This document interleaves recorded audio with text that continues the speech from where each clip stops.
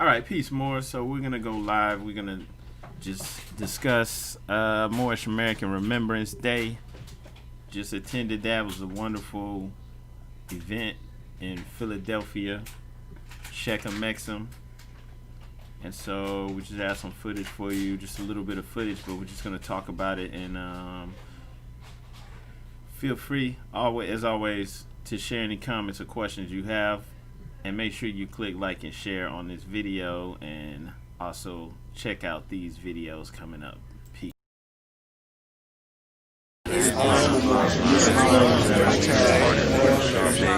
I am not a Negro, black, colored, African American. I'm a Moorish American. Peace.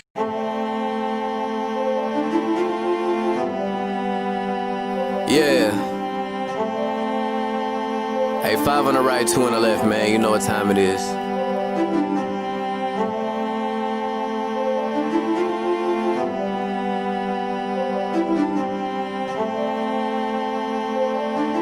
Yo.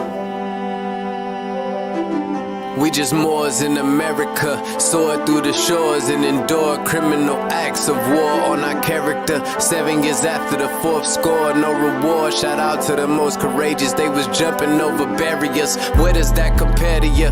We come from a place where you scared to visit our area. We come from a place where it's scary for good Samaritans. Heavy luggage we carrying, babies having babies. It's crazy being American. Praise the one and only Allah, there's no comparison. La ilaha illa Allah, body and buried gin. Laughing at you clowns like ha ha, dodging the Nephilim. Conquer lower self with the high, follow your regimen. Way before they came we were gods, and now we specimen. Tried to take the light from our eyes, thank God for Edison. Then they put the wool on our eyes, it's so embarrassing. Now we travel frequently, we should invest in Sheraton. All of us got gold on our bodies whenever we stepping in. Screaming Ramadan Mubarak, training the flesh again. Wishing we could move as a unit just like the Mexicans. Dodging all the foods with estrogen, synthetic medicines. All sin isn't devilish. Sometimes the decisions that you make come for a better gift. Sometimes when you sin is to relate to all your brethren. Heavenly gates all in our face, we the champions.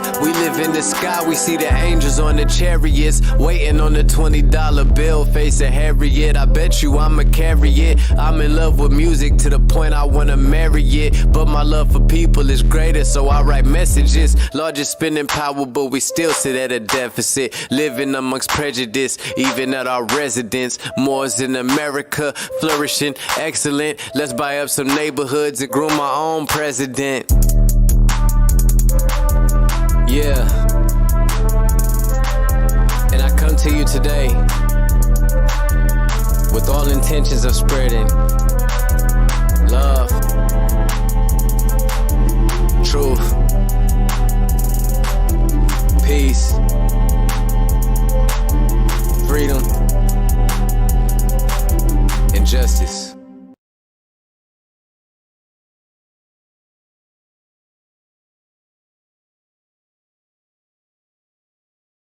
All right, so have another video too for you to check out. Once again, thanks everybody for tuning in. Make sure you click like and share. We're going to be talking about Moorish American Remembrance Day. For a lot of people, maybe you've never even heard of this, never had the chance to partake in this. So we have some footage, and we could talk about why you should even be here, why you should even take part in this, right? Why it's important. So we'll do that, and just once again, thank everybody for being here. Make sure you hit like and share, and we'll be getting started real soon.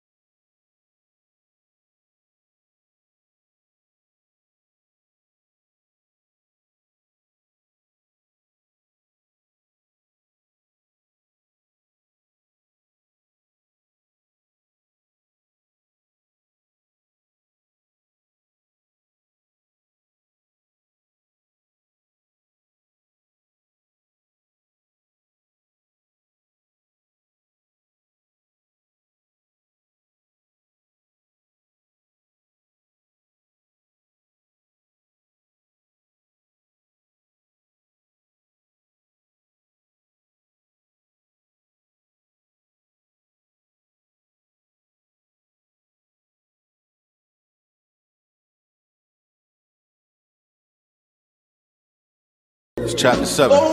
Mind of an Asiatic, homie. Yo. See, any other time, I wouldn't pay you any mind. Put my best foot forward in every verse and every line. I used to dream, I used to pray about the day that I get signed into the truth. About this business just blew my mind. I swear to God, I used to think all I needed was a skill. High verse, catchy hook, dope look, then get a deal. I used to love the rock a sold out show just for the thrill until the real was revealed to my spirit like Jabril. I'm iconic.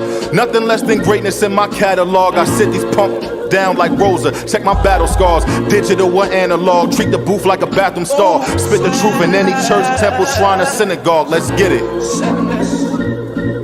Yeah. See, everything that glitter ain't gold. Follow me, yo. See, I'm the lyrical messiah, brought fire to non-believers. I can read between the lines, just black and white like jungle fever. The truth, use me as a crutch. I'm the shoulder to cry on. And New Jerusalem standing over my town like Mount Zion. And I be on the move, you standing still, watching the day fly. I be out Cali, Santa Monica, by the Bayside. Catch me in Toronto or flying south of the border. Burning Maduro, Puerto Vallarta, chilling by the water. See, it's a big difference between love, hate, truth and fiction. Crack the 7 seals, the rock of the laws, the true and living, everlasting gospel, preserved by the apostles, that can raise you from the dust, breath of life right through your nostrils. I see your heart beating, you shaking, you getting nervous. You thought you had me figured out, but barely scratched the surface. Waves spinning like 7 chakras under the turban. I'm determined, yours truly, God body, at your service.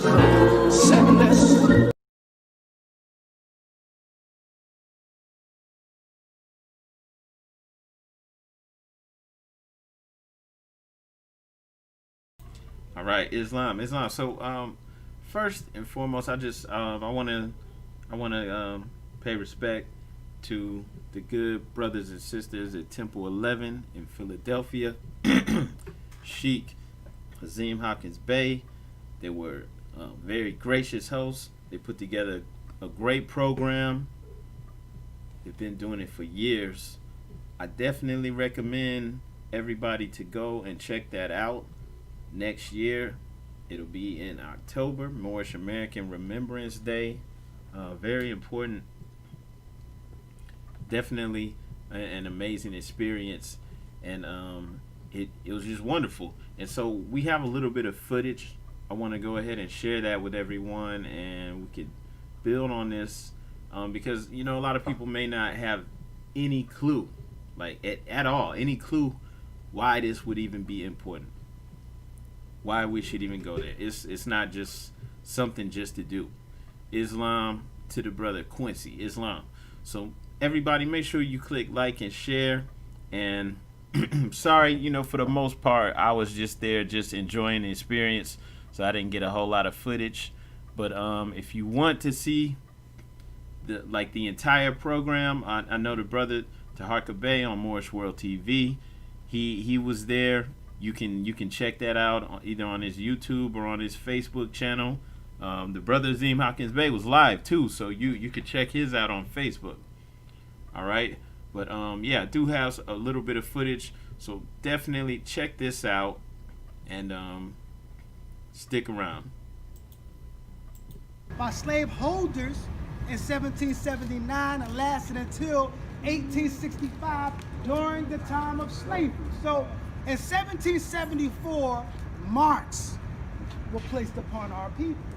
By 1779, those marks were legally translated into slave names. How do you identify a slave? Negro, black, and colored. Many of us heard of the slave laws, but very few of us are aware of black codes. Black codes are actually slave laws. In most cases, the word slave was crossed out and black was inserted. If you can recall the century-free Moors, who stated that if they were ever accused of a crime, they did not want to be under the Negro Act. Because the Negro Act, these are a set of laws that govern slaves. So setting the stage for 1774, first of all, the enslavement of our people did not begin in 1619. We can go as far back or as far early as the 15th century, in particular, 1441. In 1441, it was Pope Eugene IV who was responsible for setting the stage for the international slave trade. But they saw it necessary to reclassify the Moors by not calling them Moors no more, but they began to identify our ancestors as Negroes. So you had the Portuguese, the Spanish, the Dutch, the English. So it was a process in regards to the enslavement of our ancestors. Islam Moors. So why 1774? If you look at 1774 and what was the issue surrounding around the time of 1774, you can look at 1772. 1772 was a landmark case between Somerset and Stuart. Somerset was one of our ancestors who were enslaved by the Europeans, taken to various areas, and lastly taken to Britain. And once he got to Britain, he escaped that condition, and then he was recaptured, and then he declared he would not go back into that condition. So his case went to trial. So by 1772, the landmark case, which is known as the Somerset case, declared him free and declared that any air that was breathed in that area or that jurisdiction, you were automatically free. Islam? We got to remember, at that time, there was no United States of America. We're talking about 13 colonies, each separately chartered and governed under the jurisdiction of Britain. So you can imagine, if I am perpetuating an institution, an inhumane institution, where I am not only economically benefiting from, but benefiting from on all fronts. But now I'm underneath this jurisdiction, and now they are declaring that they are opposed to slavery. We got to put something in place. We got to put something in place so that if you were ever to be physically set free, if you would identify with these terms, you would subjugate yourself. So 1774, the lead up was 1772. 1774, the Holy Prophet lets us know. He talks about the marks that were placed upon our people by the European nations in 1774. How do we get European nations from colonies? The colonies were composed of European nations. Here in Pennsylvania, you had Germans, you had Dutch, you had the Swedes. So here, we're in front of this building right now, Carpenter's Hall, because this is the site of the First Continental Congress. This was the site of the meeting of those European nations in 1774. So the meeting was composed of 12 colonies, over 13 colonies, but all the colonies attended except for Georgia. And not only, and European history books are going to tell you, well, they came together to form a united front against King George III of England and to protest the intolerable acts. However, in addition to that, something was put in place so that if we were to ever be physically set free, you identify with these terms, these are marks, these are slave names. And if you identify with these names.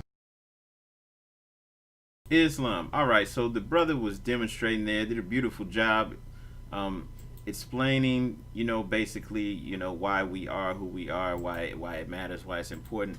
I want to give a little background on the history, just really quickly, on Philadelphia and why it is important to actually meet in this location on Moorish American Remembrance Day. A lot of people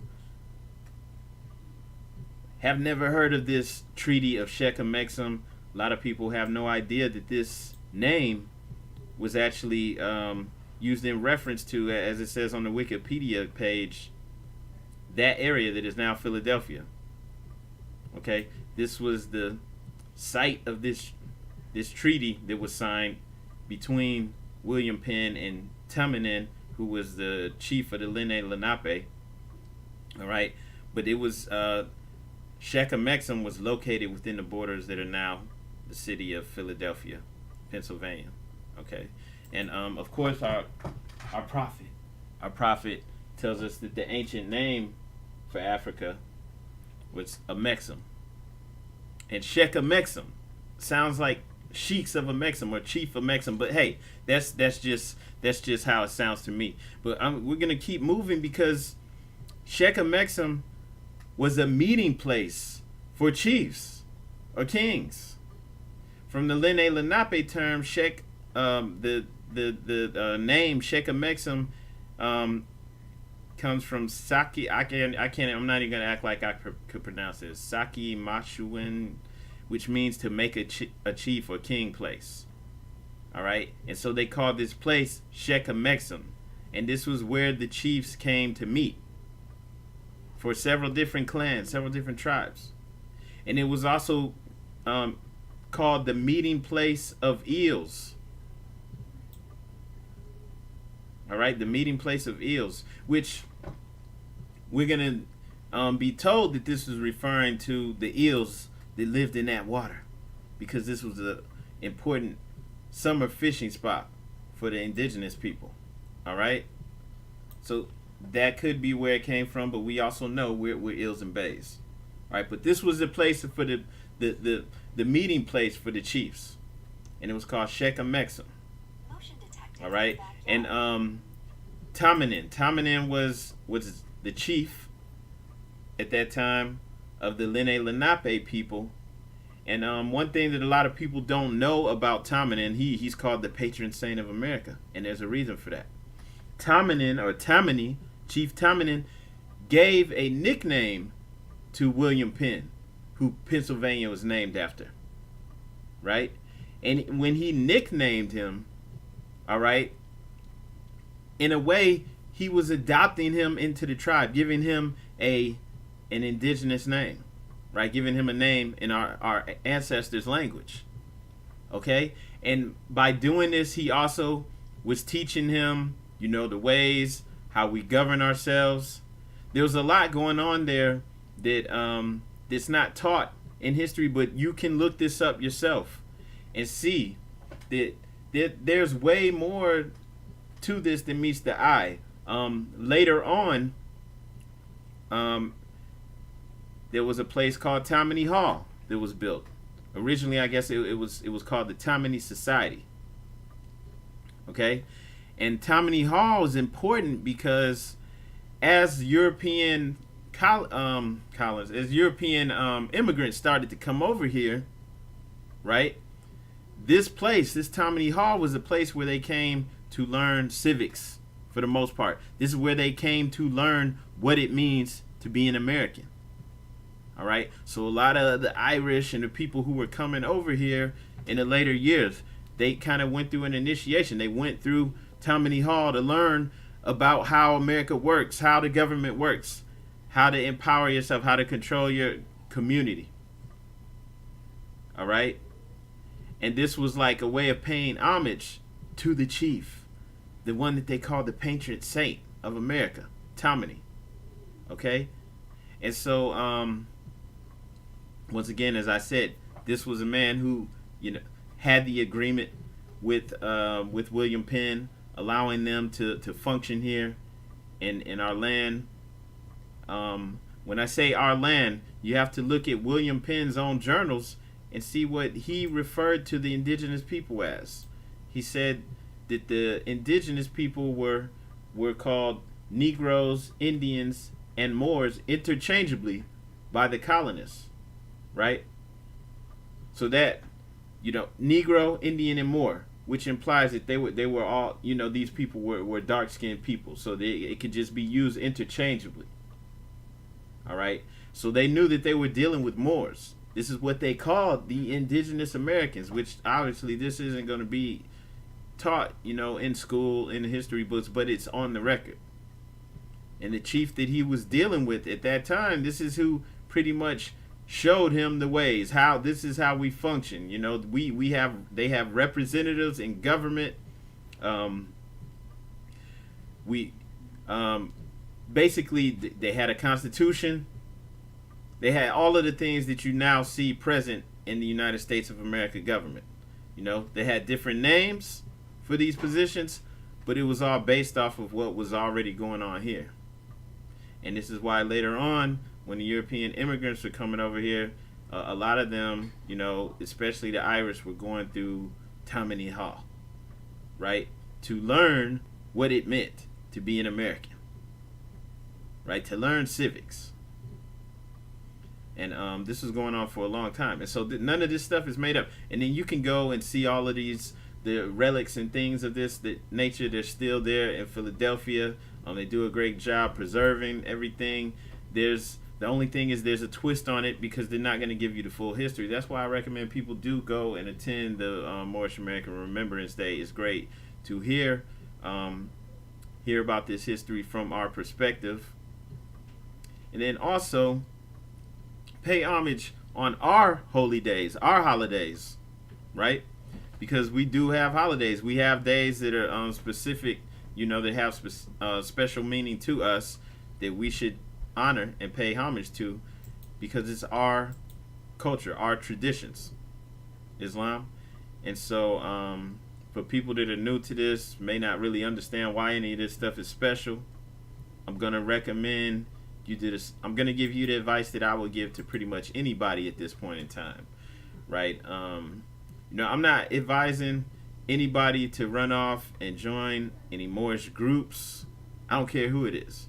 I'm not advising anyone. Somebody just hit me up a few days ago talking about their friend or somebody's doing some paperwork and they're trying to put them on and help them nationalize or whatever. Now, you know, the advice I give them or gave them is the same advice I'm gonna give you. First advice would be hold up, stop. You know, forget all the paperwork, whatever it is that people are telling you to do. And then I'm saying this is the same for, you know, joining Moorish groups, all of that stuff. I mean, I don't care what it is. It could be the temple, it could be anything. You need to chill. And there's some really I'm just gonna give you some instructions or some important steps that you need to do. And some of this stuff you could go back to a video interview that I had with our brother Taj Tariq Bey, kind of similar advice to what he gave. First off, I'm gonna say pause before joining anything, before filing any paperwork. What you need to do is get all of the Prophet Noble Drew Ali's teachings because these are laws for us. This is law for us.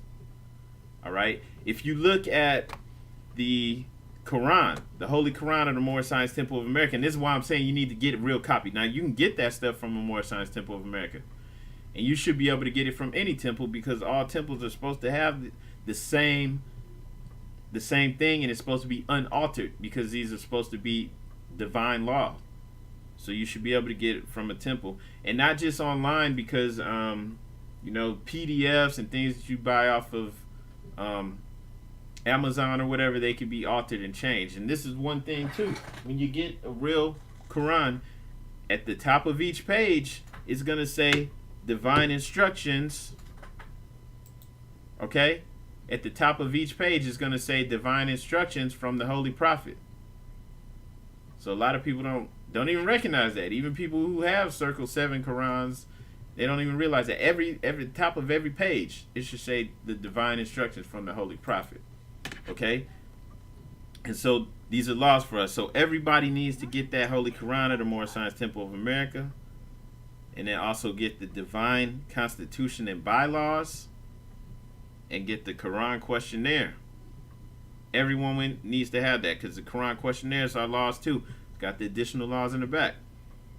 And also Moorish literature. And you can get the Moorish literature is going to have general laws in there as well. So everybody needs to have those 4 things that I just mentioned: the Holy Quran of the Moorish Science Temple of America, Divine Constitution and Bylaws, Quran Questionnaire, and Moorish literature. Get that, look over it, study it.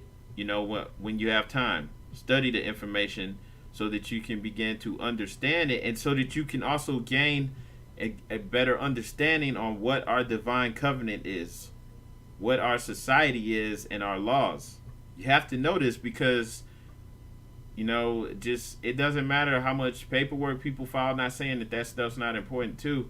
It's just that doing all this stuff without knowing how this actually works, why it works, it's not going to empower you. And then the third thing I would say, after you're studying this information on your own, you have to link up with people in your city, people in your town. You have to. That's the thing. This isn't just some internet stuff. You can't just be looking at videos or be online with this. You have to link up with real people, and not just all across the country online. Like, you have to meet up with real people in your area. You can't be a hermit. This is a nation. We're nation building. You have to link up with people in your city. All right. And this is only for those that are serious about this. Link up with people in your city with like minds, and start out with the study group where you're just getting together and everybody's studying the same information, bringing different perspectives to it. And eventually that's going to evolve into a real temple and a real community, because it's not just about, oh, we have a temple and we do holy day and Sunday school. No, you're supposed to build a real community. You're supposed to get property and get properties and land and have a community and start growing your own food and having your own, having control of the school board. So that, like, a lot of people say, well, we should homeschool. No, we should control the Board of Education. You should control the all functions of government. And so, but you have to start somewhere. You can't do that if you're just doing it on your own. And before you're really worried about reaching out to other people, you should get the people in your household on board. Right? There's no reason why you should be on this and your husband or your wife isn't on it. They don't even think it's important. They don't even trust you. That's crazy. Like, how can you be with somebody, your mate, and they don't even trust you? They're not even with you on it. They don't even think it's important. Maybe they already have a nationality or something like that. They're not even messing with you. Your children, they think it's corny. Come on. So it always starts with yourself. That's why I'm saying, like, first you get those things, you study it, and apply it to yourself, which includes your family. And that should be more important to you, right? Getting your own children than other people. So your family should be on it, and then linking up with other people in your city, and then growing your community, building it. And you can't leave that out, the whole linking up with people in your community, because if you don't do that, you don't have anything. Because you can't do it by yourselves. You have to build with people in your ummah. Ummah, that's the nation. That's the community. All right? And as you actually get in and study together, you'll realize the only true sovereign is Allah. So anybody talking this sovereign stuff is because it's because of ignorance. They don't know any better. Right? The only true sovereign is Allah, and that's just how it is. That's the ultimate truth. But that's the most important, actually. That after you start to study this and start to get your household in order, if your family's not on it with you, they should be on it. That should actually be more important. You get that in order, and then you reach out to other people in your community. You can't leave that out. You have to build with real people in the community and learn and study together so that you can have a strong foundation. If you're not doing that, there is no nation. There are people out here who's, making their own license plates and doing all this stuff and that. And that's, I'm not trying to knock it, because I think some of these people, they're frustrated. Maybe they encountered stagnation in the temple and they went off and tried to do their own thing. So I don't down talk people like that. I'm not here to try to demonize people. I understand. I get where they're coming from. But the thing is, it's just playing pretend at the end of the day. You're making we're making our own IDs. We got our own license plates. But you don't have any property. You're not growing your own food. You're not even in control of the food that you're putting in your mouth. You don't control the water supply. You don't control the, you don't have your own community. It could be a small town. It could be a neighborhood that you incorporated. You don't have that. You don't really have the power and authority to be issuing anything, because you don't even have a DMV of your own, or whatever you call your Department of Motor Vehicles. You don't have your own. Why not build for real? Why not build from the ground up and make it work, and make it where it's got a solid foundation, instead of trying to skip all the way to the end? We're issuing out plates. We're issuing out IDs. Why not actually build the city and town? Right? Like, one of the pictures on here was a picture of Chinatown. We're in Philly. We ride through Chinatown, and it was described as a totally self-sufficient community. The Chinatown in Philly. They're talking about the people that don't have to leave the community at all. If they don't want to, they can get everything they need. Doesn't matter what it is. Doctor services, taxes, need an accountant, you need a lawyer, you need whatever it is that they need, food, all of that stuff, they got it. And so forget playing pretend and we're issuing our cards and we're issuing out this and that. Forget all that. Build it for real. Right? I mean, are the Chinese better than you? Build it for real. Make your own little Chinatown where you're at. Your own, but make it for real. Make it Morocco. Make it whatever you want to call it. Do that instead of playing pretend.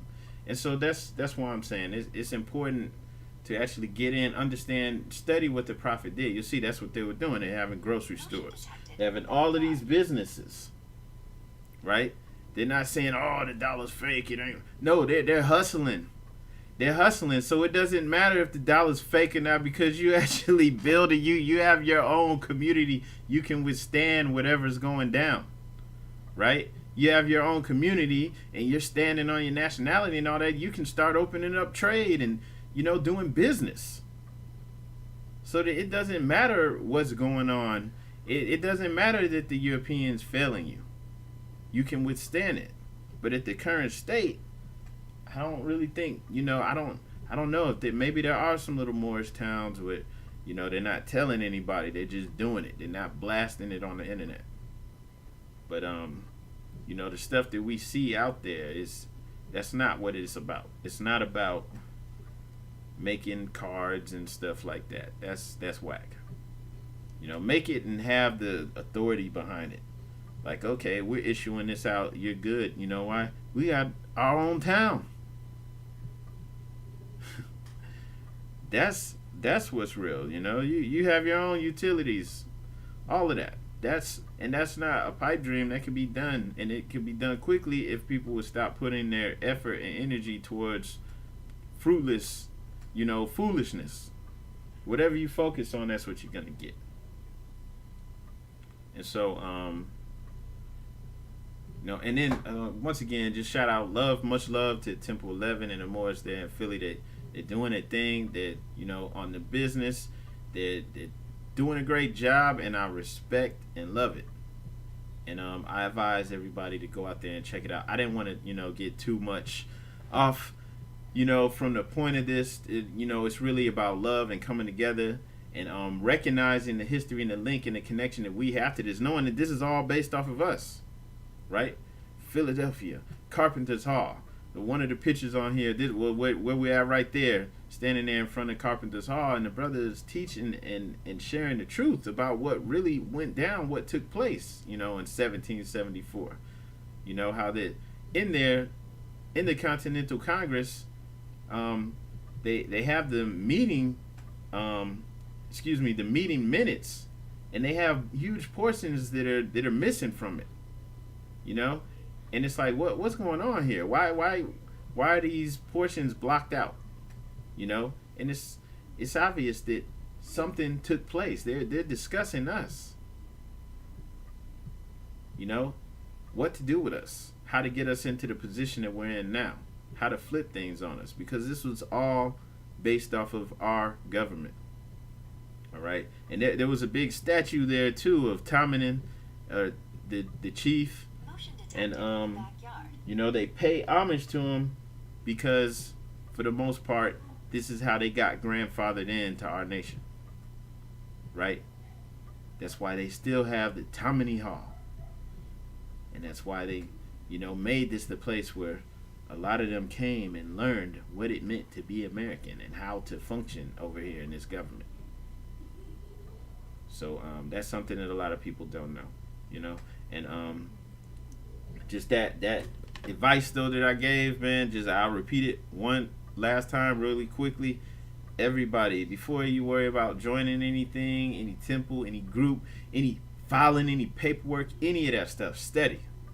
And it's, keep it simple, because there's so many books, there's so much stuff out there that you'll get distracted, that you won't even know the foundation of what you're supposed to stand on. So keep it simple. Get the Holy Quran of the Moorish Science Temple of America. And if the words and stuff turn you off, it's because you need to build yourself up. You need to make yourself even more refined so that you can read it and get the insight from it.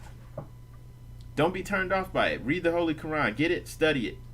Get one from a temple. Don't get this stuff online and just PDF. It's not good enough. Get the Divine Constitution and Bylaws, Quran Questionnaire, and Moorish literature. Study it. Understand the Divine Covenant. All right, because you can't like the Divine Covenant. Really, it's about building yourself up, fixing our behavior, how we conduct, ourselves, how we treat each other, how we act in our society. You can't be a Negro and be successful. It's not gonna work. It's not gonna work. And that's the one thing. I see the brother or sister said something about us uniting, how it's sad we can't come together as one. Everything they're saying is true. But here's the thing. Just as a small group of Moors coming together in your community, building your own community, and standing on these principles, you will be successful. And by you being successful, others will see it and either want to join in and be a part, or they'll just want to do business with you. They'll want to copy it and apply it. So everybody don't have to do it. That's not how it works anyway. All we have to do is actually stand on what we're supposed to do. Emulate the Prophet. Everybody's supposed to be imitating the Prophet. So if you do that, others are going to imitate us, because that's what they all do anyway. And once again, shout out to Brother Azim Hopkins Bate. That's one of the things he said there. Everybody copies us anyway. Right? I've been in other countries and seen people who don't even understand English, and they, singing along. They repeating rap lyrics. They don't even know what it says. Everybody copies us, even in our lower state. Even with us doing ignorant, foolish things we should be embarrassed about. Other people in Japan, why are they sagging their pants? So people will copy us in our lower state, and if we are living on these principles and doing it, even if it's just small groups of us here and there doing it, we're successful, others will copy it, and it will grow. So you don't have to worry about all these different so-called grand bodies. It's supposed to be one grand body, right? So all these different leaders, all that, you don't have to worry about that. Just do the work. Some of the people, they want to just get caught up in that, and that's fine. Maybe that's their portion, but I don't understand. Look, all you have to do is do the work.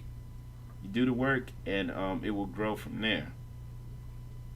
So, everybody just get those 4 documents I was speaking on. Get the Prophet's laws and teachings, study it, start to live it.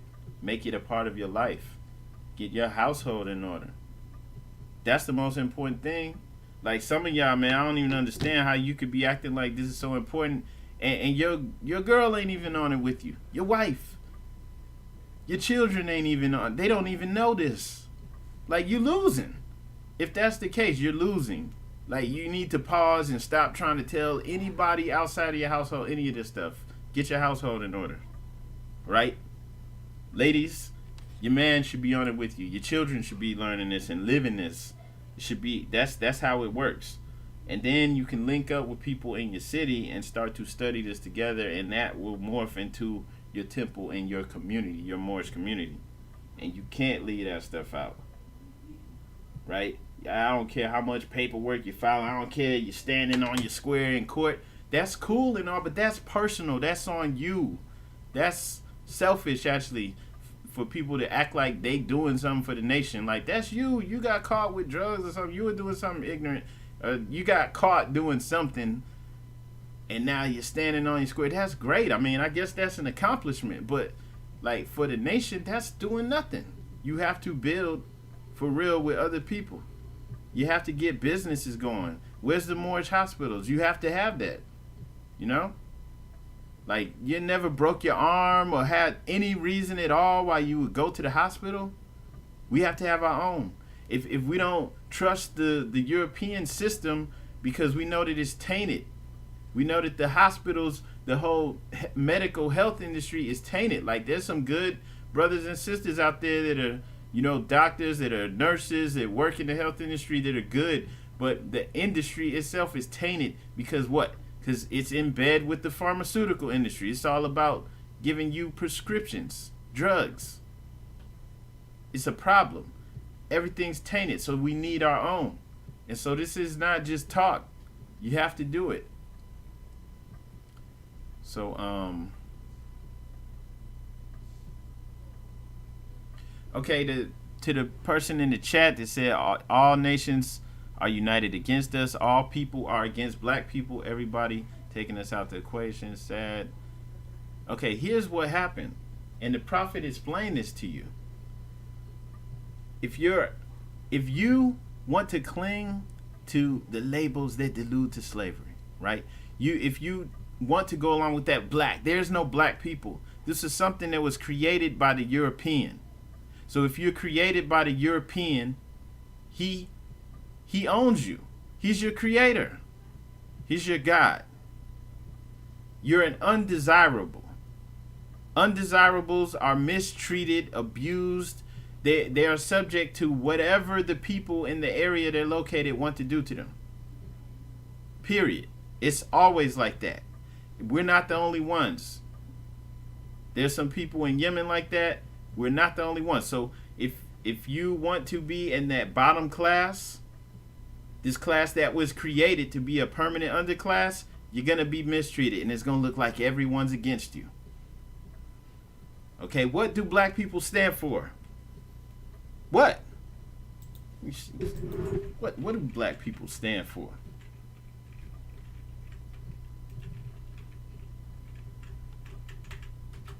What do black people stand for? I'm saying this for a reason. Let's see. Let's look at what black people stand for. Because it really don't stand for nothing. All right? Motion detected in the backyard. Okay, let's see. Get some examples with. Looking for some pictures. Hang on. What do black people stand for? Because we don't define any of that stuff. Somebody already, picked out the label that we're going by. They defined it. It means that basically you're a descendant of Africans. You're not from a certain nation. You're just from some undefined region. You have no connection to any real people in the world, and you're a permanent underclass. Why would anybody go along with that in this day and time? Right, let me get, hopefully y'all can see this, but when you look at what is getting pushed out to the world, right, it's terrible. What is getting pushed out to the world, as far as black people are concerned, it's not all good. There's some positive images, but there's also a lot of negative images. Okay, here we go. All right, so when you look at what's getting pushed out to the world as far as black people, right? Put this post up not too long ago. What does it say? It says, if you're still under the illusion Negro doesn't delude to slavery, you think it's cool to be savage right now. Right? What do we call ourselves? What was DMX saying? Where my dogs at? So the men are dogs and the females are female dogs. Right? Because you actually have females that will refer to themselves as bitch. That's a female dog. And they have no shame in that. And even though we out here getting murdered, we marked for death, they're still going along with it. Because they're under the spell. Black literally means death. They're under the spell. They don't realize it. Right? And all these images and stuff, they're being encouraged by all these record labels. Sony, Def Jam, Seagrams, Vivendi, Universal. And what are they pushing? Hardcore, savage. Right? A noble, right, which is the exact opposite of what the Holy Quran does. Remember I said at the top of each page, it says the divine instructions. Right, from our Holy Prophet. But the image and the program, the Negro program, which they call it Black or African American now, but it's still Negro, still nigga. Doesn't matter how you say it, nigga. It doesn't matter how you pronounce it, nigger, it's all the same. So this is the program, savage. You're a savage. And it's just like, we don't see it because as a collective, we're under the spell. So nobody, we go along with it. They got it. We have to promote it, right? Because if someone of European descent is calling us this, then we'll know that something's up with it. We won't buy in. So we have to promote it. So they need us to think it's cool. Coke boy, man. Savage nigga. You know? Like, come on. And then, like, for somebody that's, like, really hardcore into the whole nigga mentality, that's hard, man. That's hard right there. That's cool. Coke boy, man. Savage nigga. Yeah. That's, like, that's the hardest thing you could be right there. A savage nigga. Like, for real. Like, really, the savage life. Like, come on, man. You know what I'm talking about? Like, this is how it is. Right? 21 Savage. You lie and cheat. You untrustworthy. You terrible. You can't be trusted. That's what we supposed to be about, right? That's what's getting promoted. Hardcore. And so the more you buy into that, right, the more you are in the trap. They call it the trap. Right? Right. Where the drugs being sold at, it's the trap. They even call it the trap and people still go along with it. Like, come on. Yeah. So the reason that I brought this up is because this is the image that is not, it's not just pumped in the United States for us. Like if you never really travel internationally, you're just looking at domestically how things are. This is what's getting pumped to our people. This is what we think's cool. We think it's cool to be a savage, man. I'm savage, man. Right? But this gets pumped all over the world. This is the image. So even, because everybody don't like rap. I mean, it's like, I lived in Brazil for several years, and a lot of people, you know, they like their own music more. The music from here that they like would be stuff like Rihanna, Beyonce, people singing and stuff. They didn't really vibe with the rap that much, but some of the stuff, the beats were catchy, and so they listen to it and look at it. And so they, even in places where they don't even really like rap, they're still going to listen and look at it and emulate it, right? If it's cool. And so what do they see? They see the stuff that I was just showing, savage.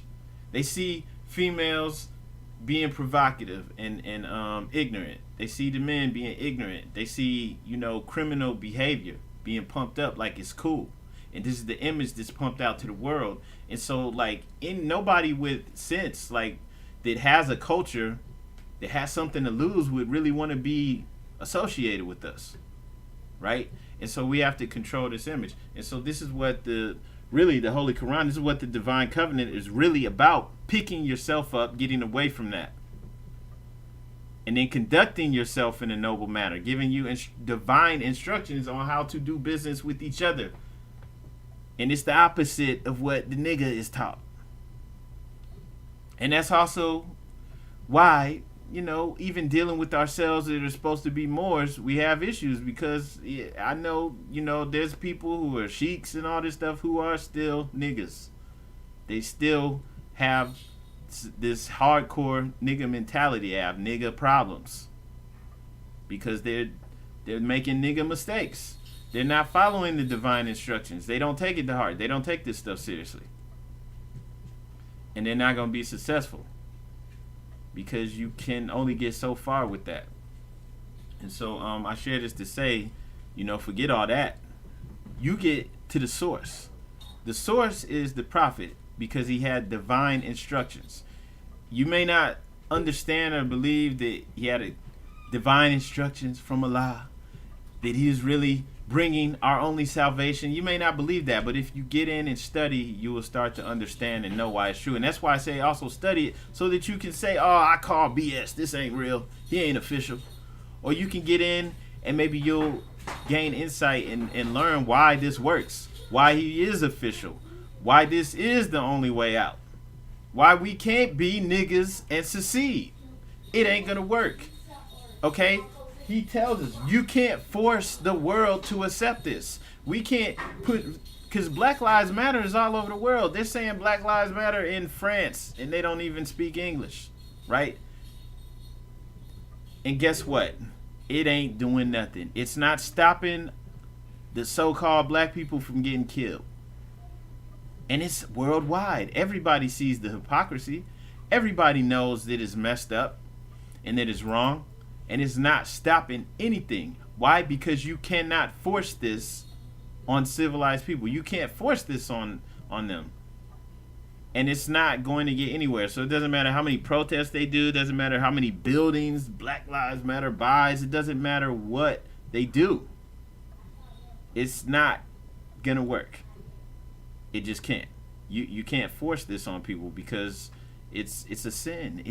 It's not connected to anything. All right?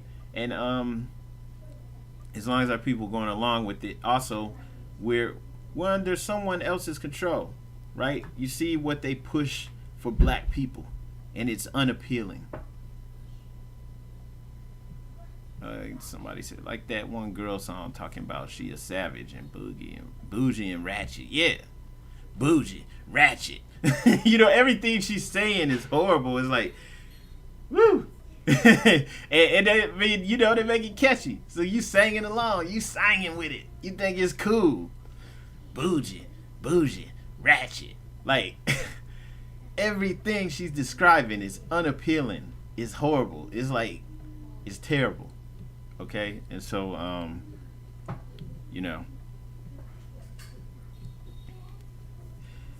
we have to return to the ways of our ancestors. All right? We have to get away from this bougie, ratchet, savage, nigga program. You have to step outside of that. I understand what the person's saying in the chat, and the Federal Reserve on America and all this stuff, but like all of that, that has a play in this. But when you really think about who they owe, what's really going on, they owe us. All right? And they don't have to pay their slaves anything. No, in Genesis, when God gave Adam the ability, he gave man the ability, it's in the Quran too, gave man the ability to name everything, taught him the names of things, right? Giving him the ability to name things. That's giving him power. And so by going under something that the European created, I don't care, doesn't matter how long we've been calling ourselves this, we didn't create it. Right?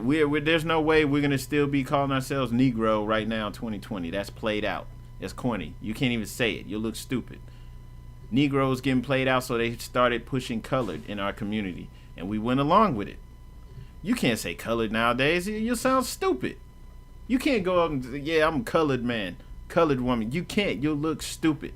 It was played out. They tried to push black. Back in the days, even as late as the 60s, our people weren't really rocking with that. But in the 50s and 40s, they were not going by black at all. They didn't like that. The term was around, though. But our people as a whole hadn't bought in. That was still an insult. But, later 60s, you had people, they got people like James Brown and make the song Black and I'm Proud. I'm not saying he was an agent for doing it.